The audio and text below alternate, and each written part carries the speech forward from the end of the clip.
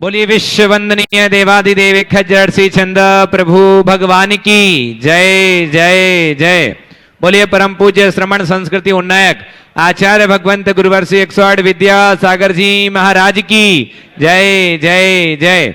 बोलिए परम पूज्य गुणायतन प्रणेता शंका समाधान प्रवर्तक भावना योग प्रवर्तक प्रखर वक्ता मुनिवर्षी 108 प्रमाण सागर जी महाराज की जय जय जय।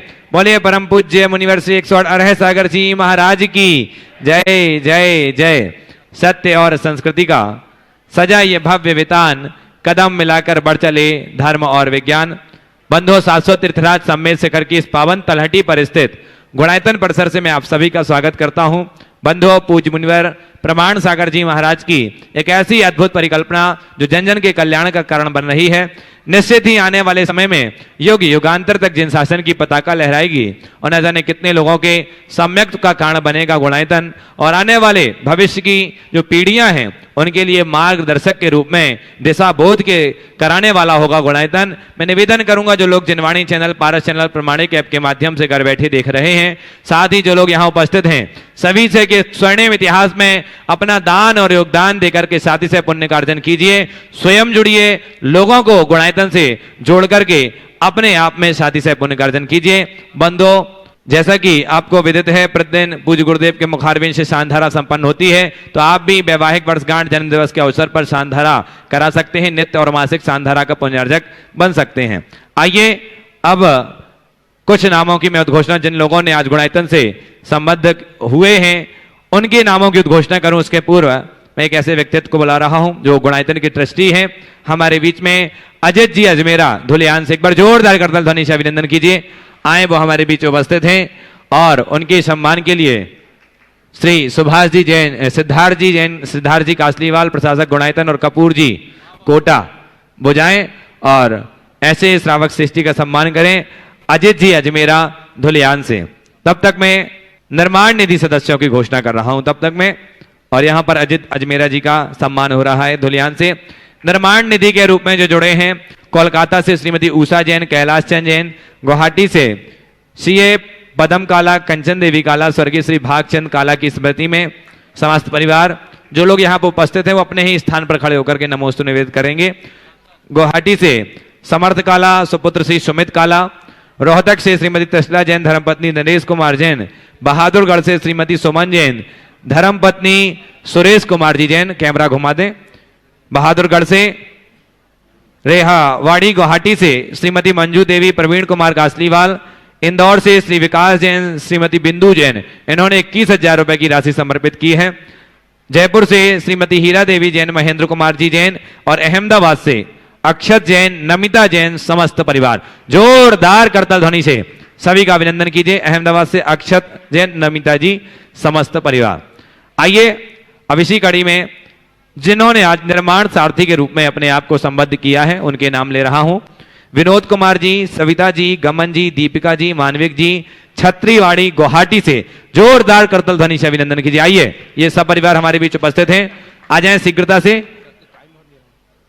से आए। विनोद कुमार जी, सविता, गमन, दीपिका, मानविक, छत्रीवाड़ी, और उनके सम्मान के लिए बुला रहा हूं सुभाष जी जैन, सीईओ गुणायतन, और प्रेमचंद जी साहब, उपकार एजेंसी गुणायतन ट्रस्टी।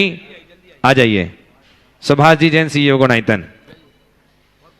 इसी कड़ी में जिन्होंने निर्माण सारथी के रूप में आज आगरा से जुड़े हैं श्रीमती राजकुमारी जैन, धर्मपत्नी स्वर्गीय रमेश चंद जैन, श्री अविनीश जी, रजनीश जी, उपेंद्र जी जैन, समस्त परिवार। जोरदार करतल ध्वनि से सभी का स्वागत, वंदन और अभिनंदन कीजिए। आइए आगरा से ही जो हमारे बीच उपस्थित हैं प्रत्यक्षतः श्रीमती सीमा जैन, संजय जैन जी जैन, समस्त परिवार। जोरदार करतल ध्वनि से अभिनंदन कीजिए। आइए निवेदन कर रहा हूं आगरा से श्रीमती सीमा जैन, श्री संजय जैन जी नहीं है उपस्थित। चलिए सूत्रधार के रूप में ही जो जुड़े हैं ऐसे श्रावक श्रेष्ठी उनका नाम ले रहा हूं। जयपुर से ऑनलाइन जुड़े निताशा जैन, रूपा देवी जैन, समस्त परिवार। नासिक से श्रीमती साधना बानाइत, श्री अशोक कुमार बानाइत, और कामरूप अधगांव से श्री संजय कुमार, सरिता देवी वाकलीवाल, रवीना, अनुज बगड़ा, समस्त परिवार। जोरदार करतल ध्वनि से अभिनंदन कीजिए। आइए ये हमारे बीच उपस्थित हैं और इनके सम्मान के लिए बुला रहा हूं वृति बहन श्री शकुन दीदी सागर और साथ ही संध्या जी। आ जाएं और वो सम्मान करेंगे संजय कुमार जी, सरता देवी वागलीवाल, रवीना, अनुज बगड़ा, अदगांव, कामरूप नहीं है। गुवाहाटी से हुक्मी चंद्र, कल्पना पाटनी, विनोद, अलका, अरविंद, खुशबू पाटनी, जीवांश पाटनी, गुवाहाटी। जोरदार करतल ध्वनि से अभिनंदन कीजिए। परिवार हमारे बीच उपस्थित हैं, आ जाइए। और इनके सम्मान के लिए व्रती बहन हमारी शकुन दीदी और साथ ही संध्या जी जैन सागर से हैं। इसी कड़ी में सूत्रधार के रूप में जो जुड़े हैं किशनगंज से श्री किशोर कुमार, हितेश जैन सेठी, जय कुमार जी जैन, समस्त परिवार। जोरदार करतल ध्वनि से अभिनंदन कीजिए। ये भी परिवार हमारे बीच उपस्थित है, आ जाइए। किशोर कुमार, हितेश जैन सेठी, श्री जय कुमार जी, किशनगंज और हैं। और इनके सम्मान के लिए सुभाष जी जैन, सीईओ गुणायतन, और प्रेमचंद जी, उपकार एजेंसी सागर, गुणायतन ट्रस्टी। वो आएंगे, वहीं पहुंचिए। ठाकुरगंज सिलीगुड़ी से किशोर कुमार जी, हितेश जी सेठी, जय कुमार जी, ये हमारे बीच में हैं। आइए शीघ्रता से अब मंच में नीचे पहुंचेंगे। सम्मान के उपरांत प्रश्न बाद में होगा, सभी अब नीचे पहुंचे। अब मैं निवेदन कर रहा हूं जो स्तंभ के रूप में जुड़े हैं औरंगाबाद महाराष्ट्र से सौभाग्यवती सुनंदा प्रमोद कुमार वालसेठे, श्री कैलाश दिगंबर राव वालसेठे, औरंगाबाद महाराष्ट्र। जोरदार करतल ध्वनि से अभिनंदन कीजिए। निवेदन करूंगा सम्मान के उपरांत आप अपना स्थान जहां से आए हैं वहीं पर ग्रहण करेंगे, इस ओर ना आए जी। और इनके सम्मान के लिए सिद्धार्थ जी और कपूर जी कोटा, आ जाइए। सिद्धार्थ जी कासलीवाल, गुणायतन के प्रशासक, और कोटा से हमारे कपूर जी, वो सम्मान कर रहे हैं। आपकी करतल ध्वनि बजती रहे, बहुत कम आ रही है आवाज। जोरदार एक बार सुर फिर से आइए। और स्तंभ के रूप में ही न्यू जर्सी से श्री जय किशन जी अग्रवाल, श्रीमती तिलका अग्रवाल, श्री अतुल अग्रवाल पिस्कटावे न्यू जर्सी से ऑनलाइन जुड़े हैं। और प्रत्यक्षता जो आज उपस्थित हैं श्री विमल कुमार शांता देवी पापड़ीवाल, प्रथम पापड़ीवाल समस्त परिवार, गुवाहाटी से। जोरदार करतल ध्वनि से अभिनंदन कीजिए। आए, ये हमारे बीच प्रत्यक्षता उपस्थित हैं। और इनके सम्मान के लिए लता जी गंगवाल, गुणायतन मंत्री, आ जाएं और सम्मान करेंगे ऐसे श्रावक श्रेष्ठी परिवार का। विमल कुमार शांता देवी जैन पापड़ीवाल, प्रथम पापड़ीवाल, गुवाहाटी से। और साथ ही गुणायतन ट्रस्टी जो प्रथम बार पूज्य गुरुदेव के चरणों में आए हैं, ऑनलाइन गुणायतन ट्रस्टी बने थे और आज हमारे बीच उपस्थित हैं दिल्ली से योगेंद्र मीनाक्षी जैन, समस्त परिवार। जोरदार करतल ध्वनि से अभिनंदन कीजिए। आइए, योगेंद्र मीनाक्षी जैन वो हमारे बीच उपस्थित हैं और उनके सम्मान के लिए श्री सुभाष जी जैन, सीईओ गुणायतन, वो करेंगे। और आपकी एक बार पुनः करतल ध्वनि बजे सभी दानदाताओं के सम्मान के लिए जिन्होंने स्वर्ण दान दिया है। मैं उनके नाम ले रहा हूं। रांची रोड रामगढ़ से सुरेश चंद, बीना देवी, जिन्होंने 640 ग्राम रजत समर्पित की है, चांदी गुणायतन को समर्पित की है। और गौरेश्वर गुवाहाटी से श्री प्रमोद कुमार बुलबुल जैन, इन्होंने 2 स्वर्ण की अंगूठी समर्पित की है। एक बार जोरदार करतल ध्वनि से अभिनंदन कीजिए। यदि ये उपस्थित हैं तो अपने ही स्थान पर खड़े होकर के नमन वंदन। आ जाइए। योगेंद्र जी और सुभाष जी जैन, सीईओ गुणायतन, वो कर रहे हैं। हाँ, यही है योगेंद्र मीनाक्षी जैन। आइए अब चलते हैं सीधे सीधे बिना किसी विलंब के, जुड़ते हैं शंका समाधान के विशेष सत्र से। आगे के संचालन के लिए बुला रहा हूं बड़े सम्मान के साथ आदरणीय पंडित श्री सुदर्शन जी पिंडरे। और साथ ही बंधु एक और विशेष सूचना जिसका हम सबको बेसब्री से इंतजार था, पिछी परिवर्तन कब होगा पूज्य गुरुदेव का, तो मैं घोषणा कर रहा हूं। पूज्य गुरुदेव का पिछी परिवर्तन की जो दिनांक है बता दूं, 19 दिसंबर 2021 दिन, 19 दिसंबर 2021 रविवार के दिन दोपहर 1 बजे से यहां पर संपन्न होगा। तो जो आना चाहें आ सकते हैं। सभी को सादर जय जयंत। आइए चलते हैं शंका समाधान के विशेष सत्र से जुड़ते हैं। आप सबको गुरुदेव के श्री चरणों से जोड़ूं। उसके पूर्व मैं शास्त्री परिवार से श्रीमान देव कुमार जी प्रमोद जी जैन कटनी को आमंत्रित कर रहा हूं, जिन्होंने कटनी चातुर्मास के दरमियान अपनी अटूट श्रद्धा भक्ति पर प्रकट करके अपने जीवन को उत्थित किया है, बढ़ाया है। ऐसे परिवार के लिए आपकी तालियां लगातार बजती रहें। ये परिवार ऐसा परिवार है जो निरंतर साधुओं की सेवा में सब परिवार रत रहता है। ऐसे परिवार के लिए हम बहुत बहुत साधुवाद करते हुए उन्हें आमंत्रित करें मंच में आए और इनका सम्मान करने के लिए व्रती बहन शकुन दीदी एवं और किसको बोला, श्रीमान लता जी गंगवाल महामंत्री गुणायतन आए, तालियां आपको लगातार बजाएं। ऐसा परिवार कटनी साहब बीच में जो गुरुवरनाथ उपस्थित हुआ है, जिन्होंने लगातार चातुर्मास में अपनी सेवाएं प्रदान करके जीवन को धन्य किया है।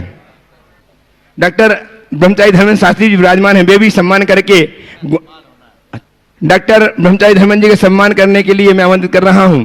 सिद्धार्थ जी कासलीवाल प्रशासक गुणायतन आए, सीख तरह से शास्त्री परिवार का सम्मान करें।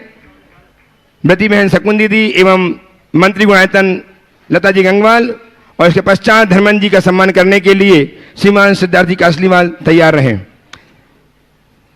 डॉक्टर धर्मेंद्र जी जैन जो अनन्य मुनि भक्त हैं, जिनकी सेवाएं और जिनकी उत्कृष्टता सभी अच्छी तरह से जानते हैं, ऐसे धर्मेंद्र जी जैन, इनका तालियों के द्वारा अभिनंदन हम अवश्य करें। और अब मैं आप सबको गुरुदेव के चरणों से जोड़ रहा हूं। ये गुरुचरण वे श्री चरण हैं जिन्होंने गुणायतन के लिए प्रेरणा दी, जो गुणायतन के प्रेरक हैं और जो संघ समाधान के प्रवर्तक हैं, भावना योग के प्रवर्तक हैं, जिनके माध्यम से आप हम सब संप्रेरित होकर अपने जीवन को धन्य करते हैं। ऐसे विदाम्बर श्रमण परम पूज्य महामंडल प्रमासागर जी महाराज की क्यों ना हम गुरुदेव के आशीर्वाद से अपने आप को आच्छित करें। इसलिए मेरे साथ उच्चारें, नमोस्तु महाश्री, नमोस्तु महाश्री, नमोस्तु महाश्री। महाश्री ऑनलाइन प्रश्नों के माध्यम से मैं इस कार्यक्रम को गति प्रदान करना चाह रहा हूं। श्रीमान प्रवीण जी जैन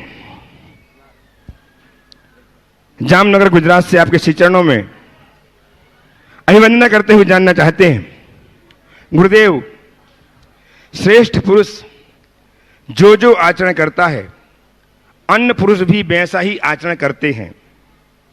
वह जो कुछ प्रमाद कर देता है, समस्त मनुष्य समुदाय उसी के अनुसार बरतने लग जाता है। विभिन्न क्षेत्रों के लीडर, आर्थिक नेता, कंपनी मालिक, सीईओ, राजकीय नेता, मुख्यमंत्री, bureaucrats, district collector, DDO, commissioner, जज, डीएसपी, ये लोग समाज देश को आगे बढ़ाते हैं, कंट्रोल करते हैं, सामाजिक व्यवस्था के स्तंभ हैं। मगर ये लोग साप्ताहिक सत्संग कथाओं में भाग लेते हुए कहीं दृष्टिगोचर नहीं होते। देश की जड़ें कैसे आध्यात्मिक विकास करती हैं, सत्संग में सभी जगह समाज का मध्यम वर्ग ही दिखाई देता है। गुरुदेव, ऐसे में इनसे हम क्या शिक्षा लें? देखिए, बात सही है। एक कहावत है, महाजनों येन गतः सपंथा। जिधर महापुरुष जाते हैं वही सबके लिए रास्ता बन जाता है। आपने जिन लोगों का भी उल्लेख किया है, वे सब हमारे समाज को नेतृत्व देने वाले लोग हैं और देश को प्रगति पथ पर चढ़ाने वाले लोगों में से एक है। आपने बात की है कि ये लोग सत्संग में नहीं आते। सत्संग में प्रायः मध्यम श्रेणी के लोगों की बहुलता दिखती है। इसकी क्या वजह है और इसे किस रूप में देखा जाए? मेरा मानना है कि सत्संग में सबको आना चाहिए और सभी आते हैं, और मेरे संपर्क में ऐसे बहुत सारे लोग हैं जो अपने अपने कार्य क्षेत्र में सिरमौर हैं, लेकिन वे सत्संग प्रेमी हैं। और न केवल सत्संग प्रेमी हैं, अपितु अक्सर कहते हैं कि इससे हमारी कार्य क्षमता बढ़ती है, हम अपने कार्यों को और अच्छे से कर सकते हैं। लेकिन जहाँ तक धार्मिक होने का सवाल है, मेरा मानना है कि जो सत्संग समागम में रहता है वही धार्मिक है, ऐसी बात ठीक नहीं। और व्यक्ति का धर्म कार्य उसके कार्य क्षेत्र के अनुरूप होना चाहिए। हर व्यक्ति का अलग अलग होता है। जिनका 24 घंटा सातों दिन कार्यभार है, वो आम जनों की तरह सत्संग समागम में समय नहीं निकाल पाता। वो उनका अपना दायित्व है, वो उनका कर्तव्य है, जिसका निर्वाह उन्हें करना चाहिए, वो करते भी हैं। इसलिए अगर कोई अपेक्षा रखे कि किसी प्रदेश का मुख्यमंत्री हो, रोज मुनियों की सभा में आए, बेचारों को सोने की तो फुर्सत नहीं मिलती। थोड़ा निकट जा कर के देखो। आप सोचो कि किसी कलेक्टर को आप रोज सभा में देखो, ये संभव नहीं है। इन लोगों के लिए अगर इनके निकट जाकर देखो तो खुद के लिए भी समय नहीं है। मुझसे कुछ ऐसे वरिष्ठ अधिकारियों ने कहा भी कि महाराज 24/7 हम लोगों का तो ऐसे ही चलता है। कई बार जी उकताता है कि आखिर हम इसी में रमे हैं, हम अपना धर्म कब कर पाएंगे। तो मैं उनको यही जवाब देता हूँ, अपने कर्तव्य को ही अपना धर्म मान करके चलो, ये तुम्हारी जिम्मेदारी है। कोई जरूरी नहीं है कि तुम सत्संग समागम में आओ तभी तुम्हारे अंदर धर्म हो। अगर तुम्हारे संस्कार अच्छे हों और तुमने अपने भीतर की मानवता को सुरक्षित रखा है तो मैं समझता हूँ तुम अपने कार्य क्षेत्र से भी लोगों को एक बड़ी प्रेरणा दे सकते हैं। इसलिए हमें हमेशा व्यक्ति की प्रवृत्ति की जगह उसकी मनोवृत्ति को प्रमुखता देना चाहिए। उसकी प्रवृत्ति कैसी है ये सवाल गौण है, उसकी मनोवृत्ति कैसी है ये सवाल प्रमुख है। तो हम मनोवृत्ति देखें, उसकी सोच कैसी, चिंतन धारा कैसी, ये बात सही है। सत्संग समागम में रहने वाले लोग की मनोवृत्ति अपेक्षाकृत अच्छी होती है, पर इसका अर्थ ये नहीं कि जो लोग अपनी व्यवस्था या मजबूरीवश ऐसा नहीं कर पाते वो दूषित मनोवृत्ति के शिकार हों। उनमें भी अच्छे लोगों की भरमार है और बहुत सारे लोग बहुत अच्छा करते भी हैं, कर भी रहे।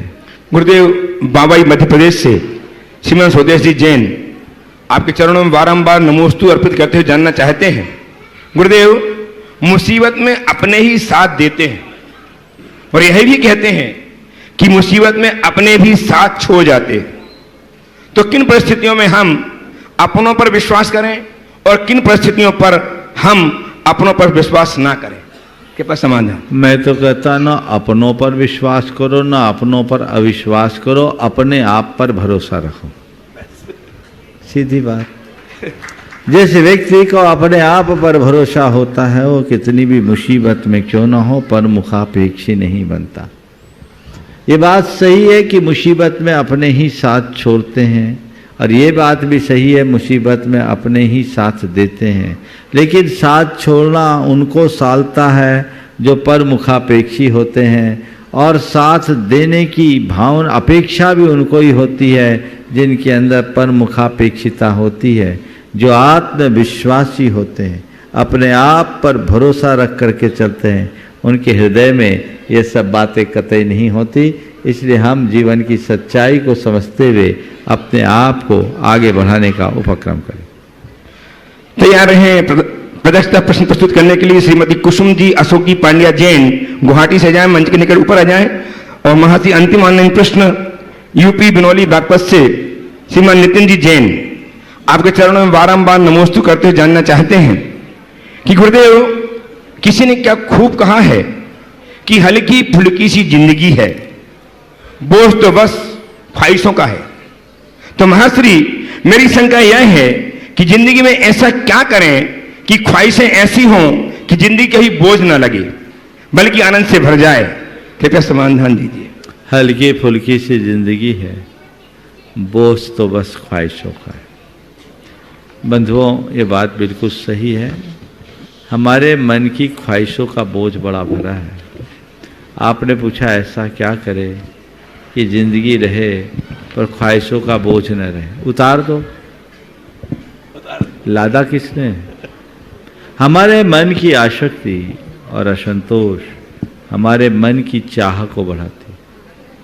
अगर व्यक्ति के जीवन में संयम और संतोष की वृत्ति हो तो अपनी चाहों को सीमित कर सकता है, और जो अपनी चाह को सीमित करता है वही अपनी आकांक्षाओं पर नियंत्रण रख सकता है।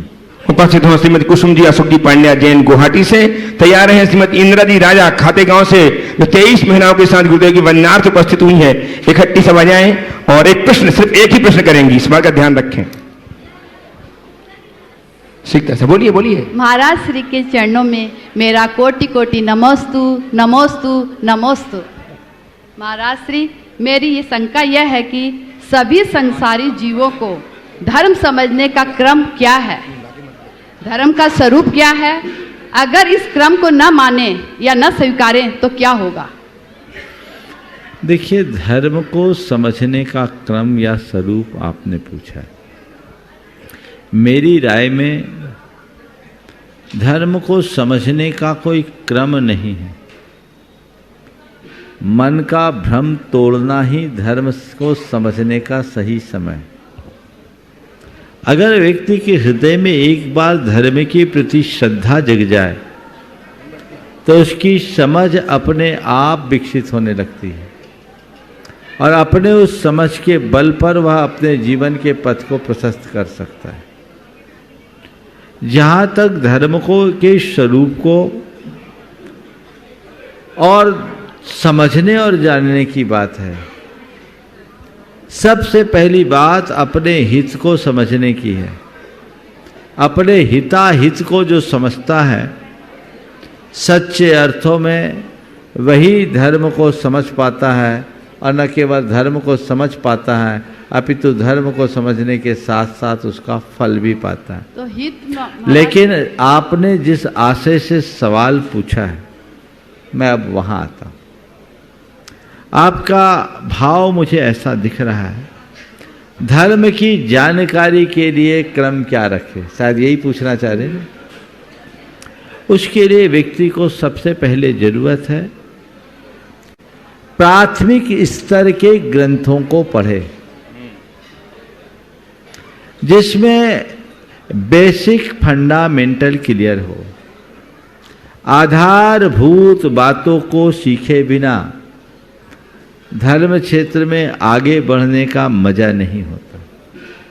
तो जिससे हमें धर्म के आधारभूत बातें समझ में आए, उनमें दो चीज़ें हों, रिचुअल भी और स्पिरिचुअल भी, तत्व ज्ञान भी हो और उपासना की पद्धति भी हो।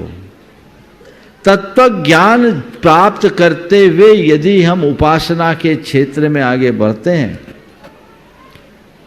तो हमारी धर्म श्रद्धा तो प्रगाढ़ होती ही है, धर्मचर्या में भी आनंद आता है। हम लोगों की एक बड़ी कमी दिखती है कि हम धर्म की क्रियाओं में तो तत्परता दिखाते हैं, लेकिन उसके पीछे जुड़े विज्ञान को नहीं जानते। तो नतीजा ये निकलता है, क्रियाएं संपन्न होती है, क्रियाओं के पीछे का उत्साह मंद पड़ जाता है। अपने अंदर के उत्साह को जीवंत बना कर रखें और धर्म क्षेत्र में आगे बढ़ें। मैं तो सभी से कहूँगा जिन्हें धर्म क्षेत्र में आगे बढ़ना है, दो ग्रंथ पढ़ ले। या तो छैडाला पढ़ ले जिसमें हिंदी अच्छी हो सार्थ, या रत्नकरण श्रावकाचार्य पढ़ ले। ये दो ग्रंथों को पढ़ ले तो आंखें खुल जाएगी, जीवन का पथ प्रशस्त होगा, आचार भी सुधरेगा और विचार भी निर्मल होंगे। उपस्थित हुए इंद्रादी दारा खातेगांव से नमस्ते महाराज महिला जी, समिति नमस्ते के महाराज साथ जी, नमस्ते। और तैयार हैं श्रीमान जितेंद्र जी, समता जी काला, बिटिया खुशी के साथ बड़नगर से, अनंत मुनि भक्त बड़नगर।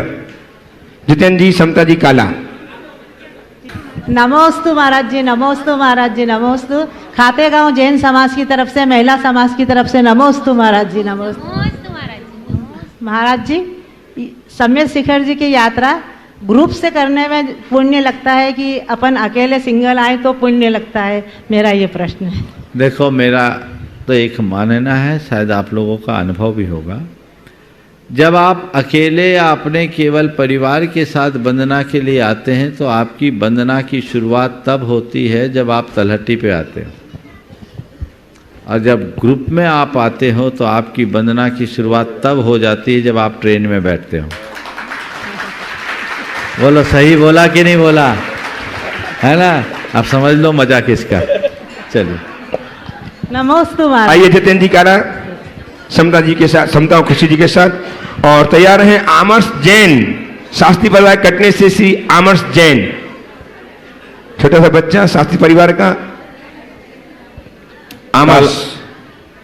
काला परिवार बड़नगर एवं दिगंबर जैन समाज बड़नगर का मुरीद्वय के चरणों में त्रेबार नमोस्तु नमोस्तु नमोस्तु। महाराज जी, मेरी शंका है, काकतालिक न्याय का क्या अर्थ है? काकतालिक न्याय, ये न्याय है। काकतालिक न्याय का अगर हम अर्थ बताएं तो ये है कि अचानक कोई संयोग से ऐसा हो जाए, समझ गए? अब इसको काक तालिक नाय ऐसा कहें, कोई प्यासा कौवा हो, उसी समय ताल का पेड़ फल फटा हो, ऊपर से गिर रहा हो, कौवा वहां से गुजर रहा हो, उसका मुंह खुला हो और पानी उसके मुंह में गिरा हो। यह है काक तालिक न्याय। समझ गए? असंभव नहीं है पर दुर्लभ है। समझ गए? चलिए अमर जी उपस्थित हो, साथी पर्व कटनी से तैयार रहे। जल्दी जल्दी करो, जल्दी करो। हाँ महाराज जी, जीव दो प्रकार के होते हैं, संगी और असंगी। तो पंचेंद्रिय में भी असंगी जीव होते हैं, तो क्या मनुष्य योनि का भी कोई जीव असंगी होता है? असंगी केवल पशु पक्षियों में होते और कोई नहीं, तिर्यंशों में होते। चलिए अमर जी उपस्थित हो, तैयार है श्रीमती वीणा जी छावड़ा, गुवाहाटी आसाम से। वीणा जी छावड़ा आगे जाए सीखता से। नमोस्तु महाराज जी, नमोस्तु। मेरा प्रश्न ये है कि भक्तांबर जी में छत्र बाद में चढ़ाते हैं, चमर पहले चढ़ाते हैं, पर अभिषेक के बाद छत्र पहले चढ़ाते हैं, चमर बाद में चढ़ाते हैं, ऐसा क्यों? अच्छा सवाल। आप लोग शांति पाठ पढ़ते हैं, उसमें क्या है? भक्तामर तो है, शांति पाठ पढ़ते हैं ना, क्या बोलते हैं? जो बोलो, रोज शांति पाठ बोलते हैं। थोड़ा सा जल्दी से बोलो, माइक पे बोलो बेटा। छत्र चमार भा मंडल भारी है, तुम प्रातिहार मनहारी। तुम्हारे सवाल का उत्तर मिल गया। पहले छत्र है कि चमर है? आ गया समझ में? तो भक्तामर है ना, तो भक्तामर आचार्य मानतुंकृत है और उससे पूर्व आचार्य पूज्यपाद कृत शांति पाठ है, पूज्यपाद का 6वीं शताब्दी। हाँ, दिव्य तरु सुर पुष्प सुवृष्टि दुंद विरासन योजन घोषो आतप वारण चामर युगमम यस्य विभाति च मंडल तेज। आतप वारण यानी छत्र, फिर चामर युगम। इसलिए जो हो जाए 8 होना चाहिए, कम नहीं और अधिक नहीं। श्रीमती वीणा जी छावड़ा उपस्थित हो प्रश्न के साथ। तैयार हैं श्रीमती हीरा देवी मोहनलाल जी गंगवाल, ट्रस्टी गुणायतन, गुवाहाटी। हीरा देवी मोहनलाल जी गंगवाल, ट्रस्टी, आगे आ जाएं। नमोस्तु गुरुवर, नमोस्तु गुरुवर, नमोस्तु गुरुवर। गुरुवर, जब मैं परसों वंदना में गई थी तो मेरी साथी बहना टूंग पर, प्रत्येक टूंग पर ये बोल रही थी, ये मेरे पूर्वजों की तरफ से धोख स्वीकार करना प्रभु, ये अर्गम निरपामति स्वा। ये मेरे सखा साथी भाई बंधु की तरफ से धोख स्वीकार करना, अर्गम निरपामति स्वा। ये मेरी तरफ से धोख स्वीकार करना, ये मेरे पुत्र वधु पुत्रों पोतों पोतियों की तरफ से। तो आप बोलते हैं कि अपना पुरुषार्थ ही अपने काम आएगा, तो ये कहाँ तक? देखिए, मैं अपना एक अनुभव बताता हूँ। चौके में जब भीड़ होती है ना, ध्यान से सुनो, चौके में भीड़ होती है और कुछ लोग जो होते हैं वो थोड़े चतुर होते हैं, या तो भीड़ हो या अपने मन की चीज़ चलानी हो, तो महाराज ये मेरे तरफ से, ये मेरे भाई की तरफ से, ये मेरे बहन की तरफ से, ये मेरे परिवार की तरफ से, ये करते हैं ना, तो नमन करने का भी बहाना ढूंढते हैं लोग, है ना। हालांकि तुम जिन पुरखों की बात कर रहे हो, क्या पता वही कहीं कोई कीड़े मकोड़े बनकर वहां ना बैठे हो, कोई भरोसा है? किसके मोह में पड़ते हो? अपना करो। हाँ, जो तुमसे कह रहे हैं, जो नहीं आ पाए या जिनके लिए तुम चाहते कि वो आ जाए, उनकी करो। कितने पुरखों की बात करोगे? अनंत संसार में तो अनंत हो चुके हैं, पर ये भावना है, नमन करने का बहाना है, तो कोई बुराई नहीं, और यदि ये मोहाधीन प्रवृत्ति है तो अच्छा ही नहीं। उपस्थित हो श्रीमती हीरा देवी मोहनलाल जी गंगवाल, ट्रस्टी गुणायतन, गुवाहाटी से। तैयार हैं श्रीमती सुधा जी महावीर जी गंगवाल, हाथीवाला परिवार, अध्यक्ष तो दिगंबर जैन समाज गुवाहाटी। एक साथ, हाँ बोलो। आ जाइए आप दोनों। नमोस्तु महाराज जी, दोनों मुनिवरों को मेरे बारंबार नमोस्तु। महाराज श्री, दर्शन विशुद्धि और सम्यक दर्शन में क्या अंतर है? दर्शन विशुद्धि और सम्यक दर्शन। सम्यक दर्शन का मतलब है निर्मल दृष्टि, और दर्शन विशुद्धि का मतलब है जगत कल्याण की भावना से अनुप्राणित निर्मल सम्यक दर्शन। वो तो सम्यक दर्शन में भी होता है। नहीं, क्षणिक सम्यक दर्शन भी हो जाए, लेकिन निर्मल दृष्टि हो ये कोई जरूरी नहीं। जिसके हृदय में विश्व कल्याण की प्रगाढ़ भावना होती है, उनमें से ही किसी किसी को जगत में दर्शन विशुद्धि होती है। नमस्ते। हाँ, श्रीमती सुधा जी महावीर जी गंगवाल, हाथीवाला परिवार गुवाहाटी। तैयार हैं श्रीमती उषा जी, व्रती उषा जी, कैलाश जी चूड़ीवाल गुवाहाटी से ही। नमोस्तु गुरुवर।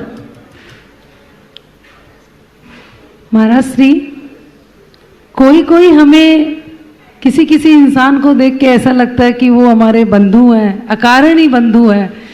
और चाहे वो कोई ऑटो वाला ही हो, चाहे कोई वो भैया जी हो, कोई भी हो, उनको ऐसे देख के ऐसा मोह आ जाता है, ऐसा लगता है कि वो हमारे कितने कैसे बंधु हो, और किसी को देख के नहीं लगता है। ऐसा क्यों होता है?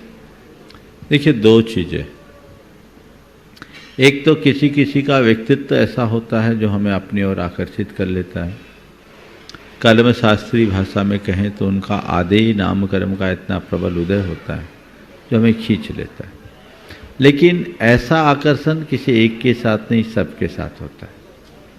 लेकिन व्यक्ति विशेष के प्रति जो झुकाव है, उसके पीछे कोई न कोई संस्कार काम करता है। पुराना संस्कार कहीं न कहीं बैठता है, और जो हमें लगता है ये हमारा अकारण बंधु है। और न केवल ऐसा प्रतीत होता है, अपितु सामने वाले के व्यवहार से प्रमाणित भी होता है। अगर केवल प्रतीति हो रही है तो क्षणिक मोहजन आकर्षण भी हो सकता है। लेकिन यदि वो प्रमाणित है तो हम तय मानकर कह सकते हैं कि ये कोई ना कोई संस्कार है। एक घटना बताता हूँ, अकारण बंधु क्या होता है। एक सज्जन की भयंकर दुर्घटना हुई, नाम ले लेता हूँ। डाल्टनगंज में सुरेश जी पांड्या राय बहादुर परिवार से हैं। मध्य प्रदेश में सीहोर में कार से एक्सीडेंट हुआ, भयानक एक्सीडेंट। पति पत्नी दोनों का शरीर कई जगह से टूट गया, रात में हुआ, और उन दोनों के अतिरिक्त कोई नहीं।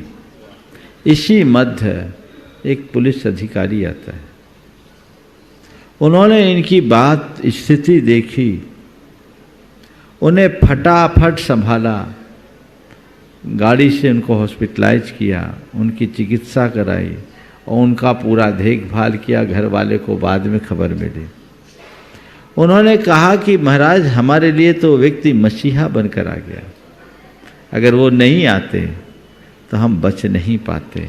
ऐसा लगता है कि वो हमारा अकारण बंधु था, जिसे किसी स्वार्थ की चाह न हो और केवल परमार्थ की भावना से प्रेरित होकर कार्य कर ले, वही अकारण बंधु है। कई बार किसी के व्यक्तित्व का कोई गुण या उसकी विलक्षणता हमें खींचती है, वो अल्पकालिक होती है। लेकिन जिसके प्रति सहज आकर्षण होता है वो दीर्घकालिक होता है। नमस्ते गुरुदेव। उपस्थित हों व्रती उषा जी, कैलाश जी चूड़ीवाल गुवाहाटी से। तैयार हैं डॉक्टर ब्रह्मचारी डॉक्टर धर्मेंद्र जी जैन जयपुर से, दिल्ली प्रवासी। मुनिद्वय के चरणों में त्रैवार नमोस्तु निवेदित करते हुए, मैं आज तो प्रश्न मेरा थोड़ा सा लंबा है, पूरे समाज को इस तरह प्रश्न की तरफ ध्यान आकर्षित कराना चाहूँगी अपना। गुरुदेव कहते हैं हम सभी की अभी समाज में जो कुरीतियाँ फैल रही है, बड़ी तेजी से विकृतियाँ पनप रही है, तो इसमें सारा दोष दे देते हैं कि आजकल के बच्चे ऐसे, आजकल के बच्चे ऐसे, किसी के बच्चे सुनते नहीं हैं। तो क्या सारा दोष उन बच्चों का है या सारा दोष उन बच्चे के माता पिता का है जिन्होंने अच्छी परवरिश नहीं दी? क्या कोई भी माता पिता अपने बच्चे को अच्छी परवरिश नहीं देते? तो इस तरफ अगर अपना ध्यान जाता है तो देखते हैं कि बच्चे पाठशाला में नहीं आते या क्यों हमारी बातें नहीं सुनते। तो गर्भ संस्कार के द्वारा जो आजकल सभी साधु संत वर्ग, आप भी कई बार बताया है कि गर्भ संस्कार के माध्यम से हम बच्चों में अच्छे संस्कार दे सकते हैं। तो जिस तरह से आदि पुराण में वर्णन है कि गर्भ संस्कार की क्रियाओं का, तो गर्भ संस्कार क्या क्या मात्र धृति क्रिया या प्रीति क्रिया या मोद क्रिया करने मात्र से या महाराज श्री के कुछ मंत्रों के माध्यम से हो जाती है, या फिर जिस तरह से किसान खेत में अच्छे समय में अच्छा बीजारोपण करता है अच्छी फसल तैयार करने के लिए, तो उसी तरह से गर्भ क्षेत्र काल पर का प्रभाव पड़ता है अच्छी संतान प्राप्ति के लिए, या 1 साल की यात्रा तय करनी पड़ती है। कृपया करके समाधान करें। देखिए, बहुत ही ज्वलंत मुद्दा आपने उपस्थित किया। आज ये बात कही जाती है कि नई पीढ़ी में संस्कारों का अभाव है। मैंने अनेक बार ये कहा कि जो बड़े हैं वे कितने सुधरे हुए हैं। पहले वे तो देखे, संस्कार ऊपर से नीचे प्रवाहित होता है। मेरा तो ये मानना है, मानना क्या, ये अनुभव है, अगर घर के लोग संस्कारवान होंगे तो उसका असर उनके संतान पर पड़े बिना नहीं रहता। एक संस्कारित परिवार की संतान संस्कारित होती है।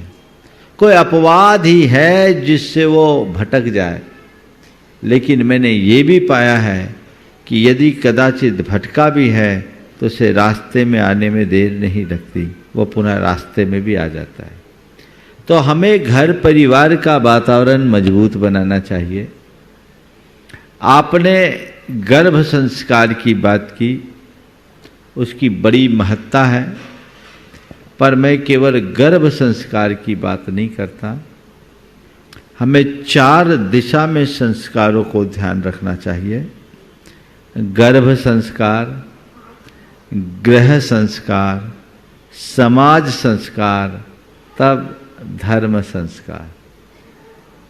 गर्भ से संस्कार की शुरुआत हो, घर में संस्कारों का प्रवाह हो, समाज में संस्कार की फसल दिखे, तब कहीं जाकर धर्म संस्कार पल सकेगा।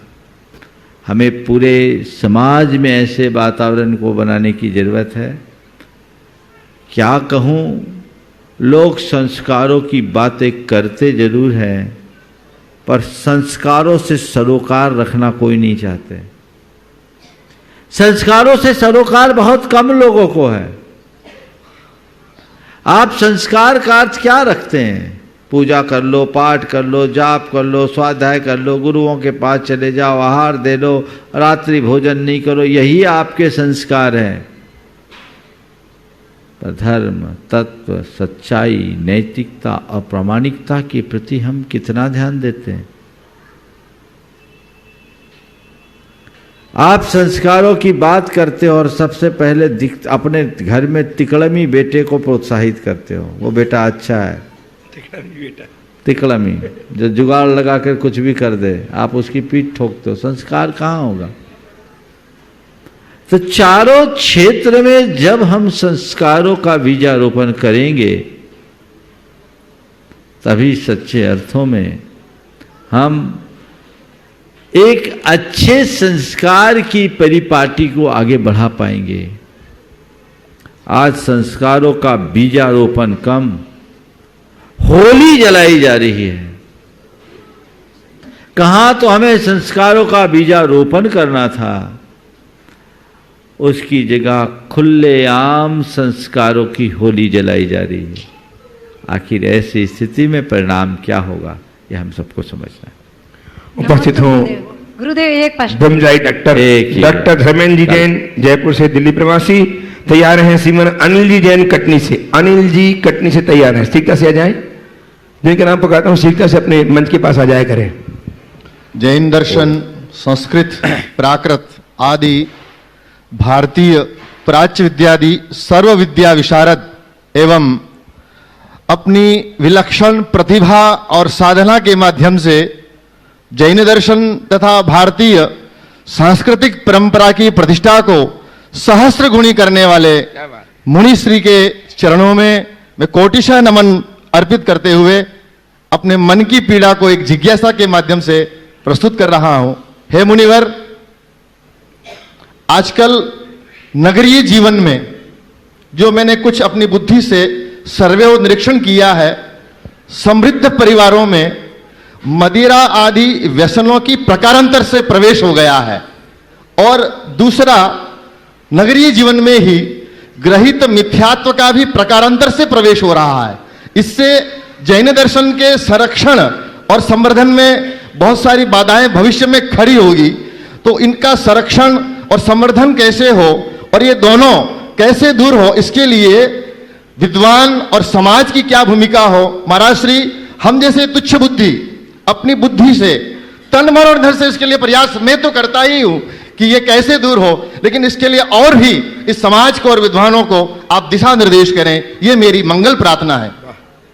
देखिए, बहुत ही गंभीर बात आपने उपस्थित की। बदली हुई जीवन शैली में सब कुछ बदलने लगा है। आपने नगरीय जीवन जीने वाले लोगों की बात की है। मैं तो देखता हूं अब तो गांव शहर का भेद भी खत्म हो गया। अभक्ष भक्षण के प्रति लोगों का रुझान बहुत तेजी से बढ़ रहा है और इसकी शुरुआत कहां से हो रही है, हमें उसे देखने की जरूरत है। इसकी शुरुआत होती है उच्च शिक्षा के दौर से। मैंने अनेक युवकों और युवतियों से बात किया। जब मैं युवक युवतियों से जो यूनिवर्सिटीज में या उच्च शिक्षा संस्थानों में पढ़ते हुए मिलते हैं, मैं उनसे पूछता हूं तो ये बात वे बहुत स्पष्ट तौर से बताते हैं कि महाराज जी, आज ज़्यादातर बच्चे और बच्चियां मद्यपान करने लगे हैं। वहाँ का माहौल ही कुछ ऐसा हो जाता है। रैगिंग के नाम पर शुरुआत होती है और फिर उत्तरोत्तर उसकी मात्रा बढ़ती है और लोग एडिक्ट हो जाते हैं और ऐसी स्थिति आ जाती है कि फिर उन्हें बचा पाना मुश्किल होता है। अब चाहे युवक हो या युवती, कोई नहीं बचे। लॉकडाउन के दौर में जब एक बार शराब की दुकान खुली तो लड़कों से ज़्यादा लड़कियां लाइन में लगी मिली। आप सब ने देखा है। हालांकि कह सकते हैं जब लड़के पी सकते हैं तो लड़कियों को रोक क्यों? आजकल तो सब बातों में बराबरी। मैं ये नहीं कहता कि लड़कियां क्यों पीने लगी, मैं तो ये कहता हूँ कि जो कभी इसका नाम नहीं सुनना चाहती थी वो पीने लगी, तो अब शराब बंद करने की बात सोचना भी शायद मुश्किल हो जाएगा।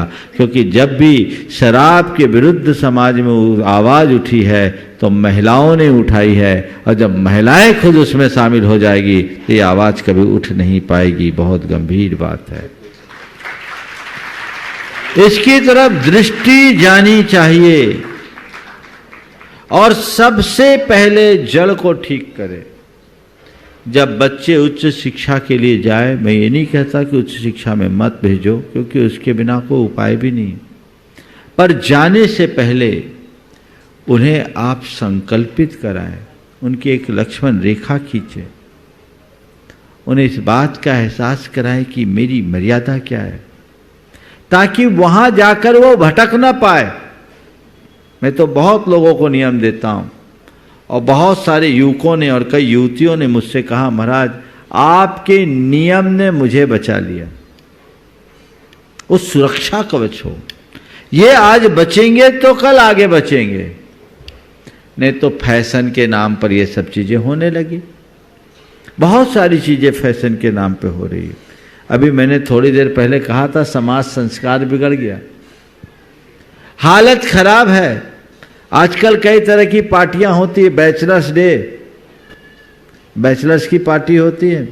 मैं एक शहर में था, बड़े शहर में, वहां एक बैचलर पार्टी हुई।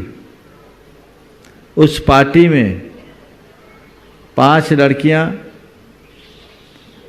और 4 लड़के, इसमें एक की शादी होने वाली थी और 2 कुंवारे थे और एक की शादी हो चुकी थी। ये सब थे। उनमें से एक बच्ची ने कहा, महाराज जी रात 10 बजे से लेकर सवेरे 5 बजे तक पार्टी चली, मुझे छोड़कर सब ने जी भरकर शराब पी। ये आज का चरित्र है। आप अपने बच्चों को अगर इस तरह से लिबर्टी देंगे तो क्या होगा? कहां हमारा आचार विचार बनेगा?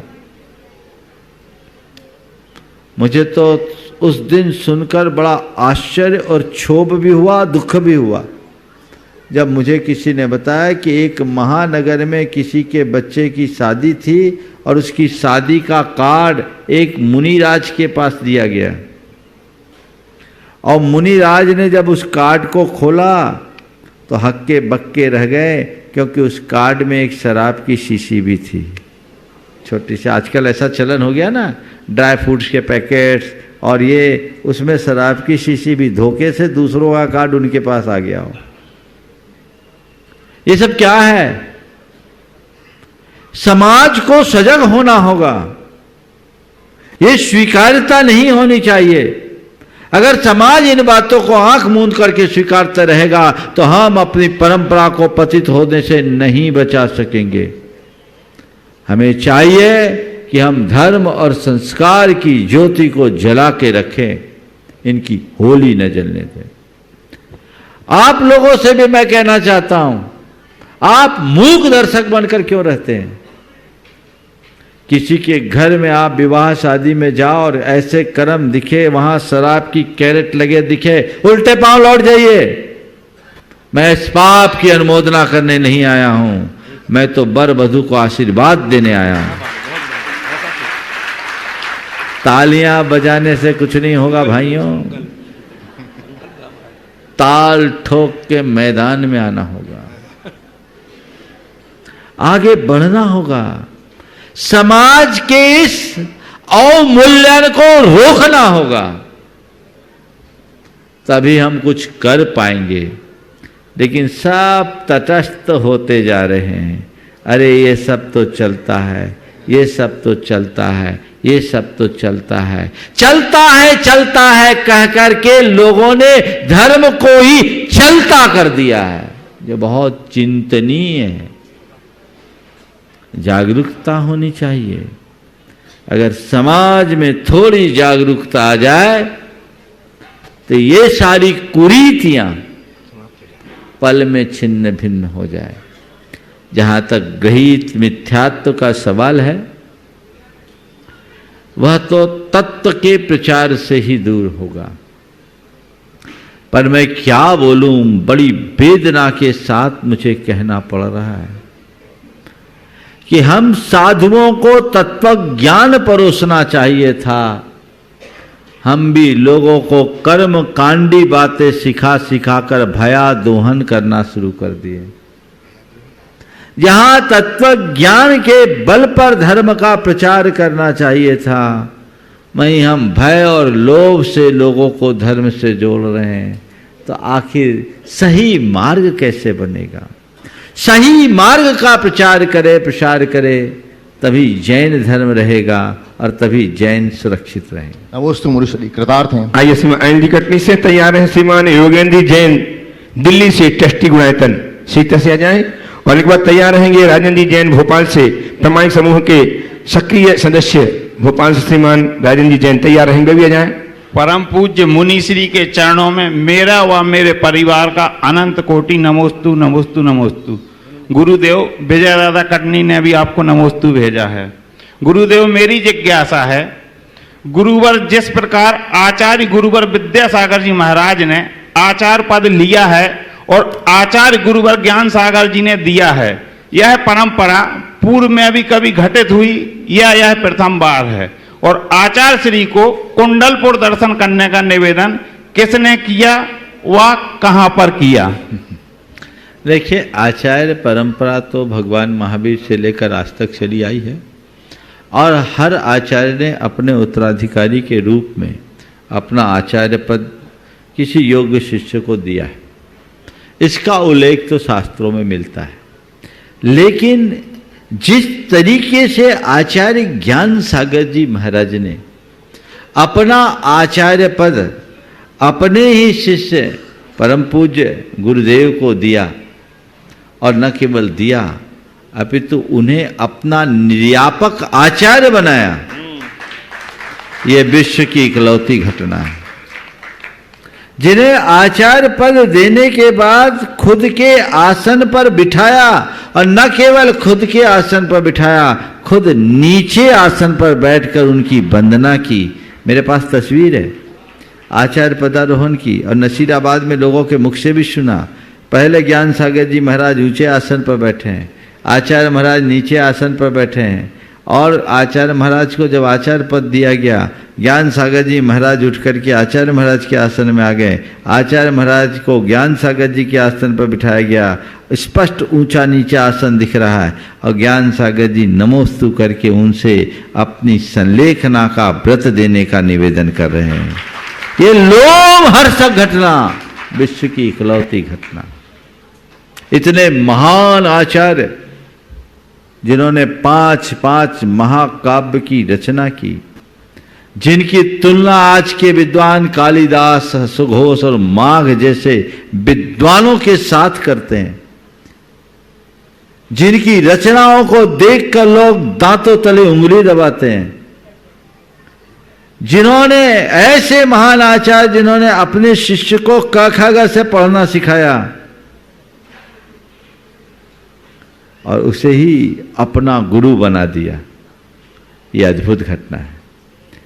परम पूज्य गुरुदेव जब राजस्थान से मध्य प्रदेश पधारे, वो कटनी में थे, गंभीर रूप से बीमार हो गए। और उसी दौरान पंडित जगन मोहन लाल जी शास्त्री ने, पूरे शास्त्री परिवार और कटनी समाज ने गुरुदेव की बहुत सेवा की।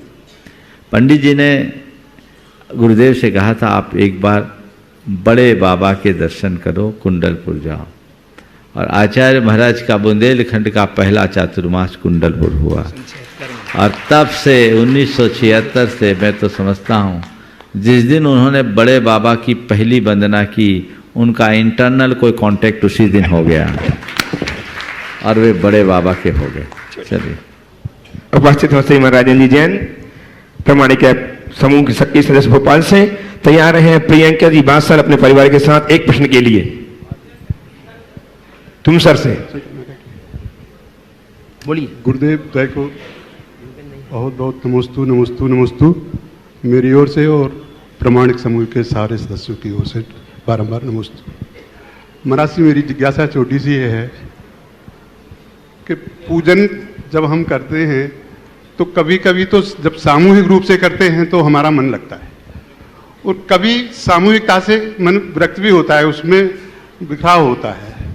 तो ये उम्र का असर है क्या? आप जैसे मेरी उम्र हो गई तो मुझे अधिकतर ऐसा होता है कि एकांगी पूजन करने में, एक जगह बैठ के अपनी पूजन करने में जो है मन ज़्यादा लगता है बनस्बत सामूहिक रूप से या इवन परिवार के साथ भी।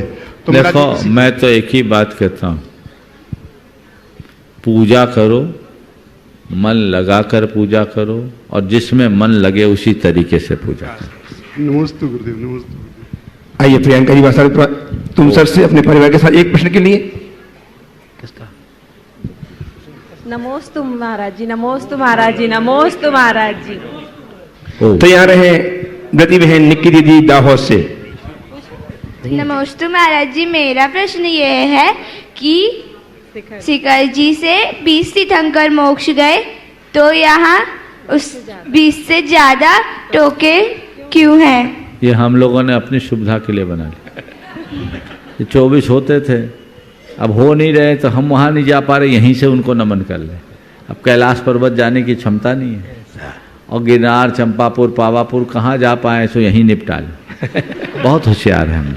चलिए, नमस्ते महाराज जी, नमस्ते। आइए गति बहन निक्की उपस्थित हो। नहीं है, चलिए। संगीता जी बड़ियात्या गुवाहाटी से सीखता से आ जाए, और तैयार हैं घीसूलाल जी बाकलीवाल अंधेरी मुंबई से। संगीता जी बड़ियात्या गुवाहाटी से सीखता से उपस्थित हो। तैयार रहेंगे घीसूलाल जी बाकलीवाल अंधेरी मुंबई, और तैयार रहेंगे शीघ्रता से आइए। आइए सीखता से आइए और नाम बोलो। सीए श्रीमान पदम जी जैन काला, पूनम जी काला छतरीवाड़ी गुवाहाटी से भी तैयार रहेंगे। पदम जी जैन, पूनम जी जैन छतरीवाड़ी गुवाहाटी, सीखता से आ जाए नजदीक। नमस्ते गुरुवर, नमस्ते गुरुवर, नमस्ते गुरुवर। हाँ गुरुवर, काफी दिन से ये मेरे मन में शंका थी कि मैंने बहुत बार देखा है किसी के परिवार में मृत्यु होती है तो मृत्यु के बाद उन्हें 8 घंटे, 10 घंटे, 12 घंटे, कभी कभी 14 घंटे तक भी उस लाश को रखते हैं घर में। तो एक आकुलता से हो जाती है, रोना भी पड़ता है, बैठना पड़ता है और बोलता है परिवार का वेट के सब इंतजार कर रहे हैं। फिर परिवार के आ जाते हैं तब सभी बोलते हैं कितना भाग्यशाली था, सारे परिवार के आ गए, सारे परिवार। तो लेकिन उसकी तो मृत्यु हो चुकी थी, तो वो फिर और किसी का नहीं पूछते। एक लाइन में बोलता हूँ, जितनी जल्दी निपटा सको निपटा दो, लेकिन कई जगह बड़े झगड़े हो जाते हैं।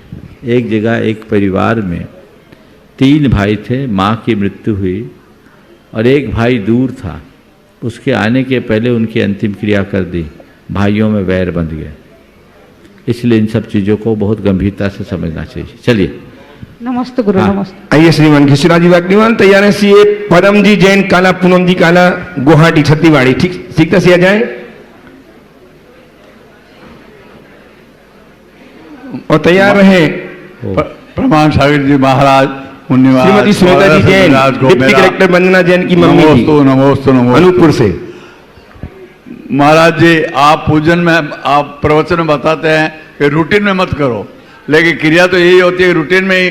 मंदिर में सामूहिक 2-2.5 घंटे पूजन होता है और शाम को भी करते हैं, लेकिन वो होता रूटीन में ही है। कोई अलग से कुछ ऐसा क्या कर समझ नहीं। देखिए, रूटीन की तरह मत करो, पूजा तुम्हारी रूटीन बन जाए कोई बुराई नहीं, पर रूटीन बस यही विधि छाणो होई से शुरू किया या मंगलाष्टक से शुरू किया और बिन जाने व जान के खत्म कर दिया। कब शुरू किया कब पूरा हो गया हमें ही पता नहीं। मन लगा कर कीजिए, भाव लगा कर कीजिए, तभी उसका सही प्रभाव हो। आइए सीए श्रीमान पदम जी जैन, पूनम जी जैन काला, गुवाहाटी तैयार है। श्रीमती सुनीता जी जैन जो डिप्टी कलेक्टर वंदना जी जैन की मम्मी है, कोतमा अनूपपुर से, सीखता से आए। महाराज जी के चरणों में मेरा बारंबार नमोस्तु नमोस्तु नमोस्तु। महाराज जी, मेरा प्रश्न है, यदि मैं कोई अपनी वस्तु दान में देना चाहती हूँ और मेरे परिवार के सदस्यों का सहयोग नहीं मिलता, तो क्या मैं किसी को बोल देती हूँ कि ये मेरे मरने के बाद मेरा दान कर देना, तो क्या मुझे उतना ही पुण्य लगेगा जितना जीवित अवस्था में लगता है? देखो, पुण्य तो लगेगा, इसमें कोई संशय नहीं, लेकिन अपने हाथ से दे के जाओ तो ज़्यादा अच्छा है। राजी सहमत तो नहीं मिलेगी? सहमति बना करके रखो तो अति उत्तम है, नहीं है तो चलो अपने यहाँ कहते हैं पूरा जाता देखिए आधा ले बचाए। आपने अपने हाथ से दिया तो पूरा पुण्य आपके पास है, और दूसरों से दिलाया तो देने वालों के हिस्से भी उसका पुण्य जाएगा। इसलिए अपने कोशिश, अपना काम अपने हाथों ही संपन्न करना चाहिए। इस प्रकार आज के इस सत्र को परम पूज्य गुरुदेव के चरणों में नमन अर्पित करते हुए यहीं पर विराम। बोलिए परम पूज्य आचार्य गुरुवार श्री विद्यासागर जी महाराज। समय भाव